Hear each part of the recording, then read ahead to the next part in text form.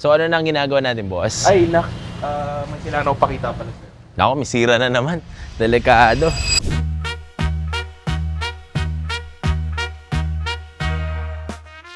So guys, nandito ulit tayo kay Boss Enteng. Siyempre, first thing in the morning, kailangan punta tayo sa alaga natin. Ito na yung gearing, kuya. Opo. Kumusta yung injection pump? Okay na? Hindi pa, So, ina-upgrade natin yung 5th gear, 2nd gear at saka 5th gear. Para hindi wala nang bitin. Tingnan natin kung mata-timing na ng tama. Hindi yung ala chamba, guys. Hindi mo pinapatulog eh. Message ka, tulog Morning. na ako nun eh. Ah, talaga ba?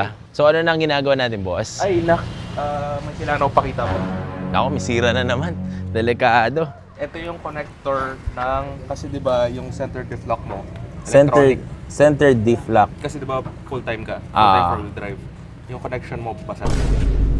Dinikit lang. So, meron tayong pampalit dyan. Kailangan natin magkalungkat sa likod. Kung meron. Diff lock, no? Yung center diff lock ito, yung dalawang connector niya basag. Yung wiring niya, yung nakapababa, yung connector niya, yung basag, nakashoot lang dun. Kaya, meron ba tayong pyesa niyan para palitan na natin? Kaya kailangan natin silipin, pero ito siya, Oh, grabe, oh. ito yung nabasag. Mm. Nakashoot siya sa connector.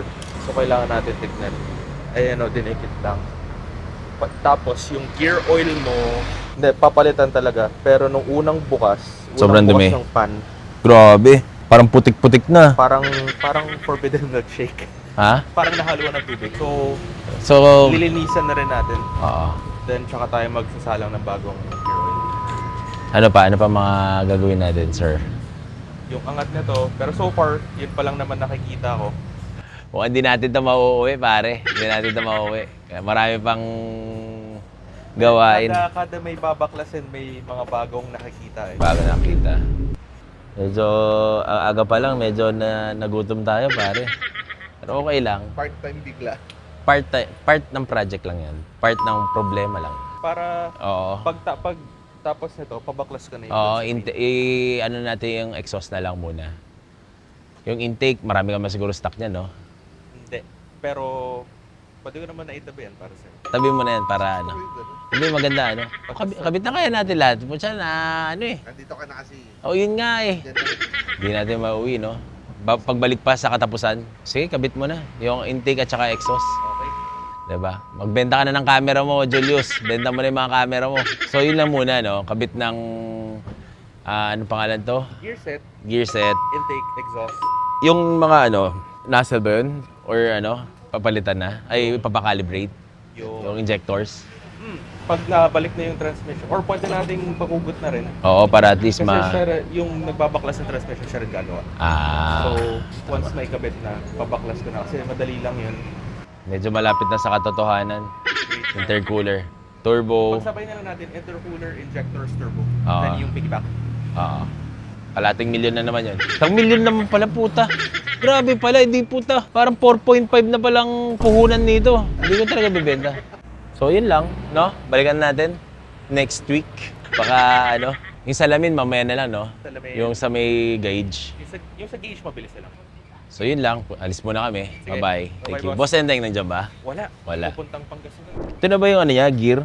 Napalitan na? Ay, hindi pa? Pinubunot pa lang. Pinubunot pa lang. Yung dash, may available daw silang dash eh. Baka naman. So, right now guys, siyempre, nagugutom rin ang mga tao, pare. Immortal. So, ngayon, kakain tayo din sa leching. Sikat dito sa Banawe. So, kain muna tayo before going to Batangas. Leching, to? Time check, 4:30. So, tapos na ikabit yung sa Metrani, though kakabit na sana kanina, pero upon testing, hindi daw pumapasok, no? Hindi pumapasok ang gear, so baklas ulit. In order na bago i-salpak, kailangan pumapasok ng suwabe. Hindi tayo natuloy ng Batangas kasi nga graduation daw ng anak ni boss, nakalimutan niya. So hindi kami natuloy. Magupit lang tayo, pero same day.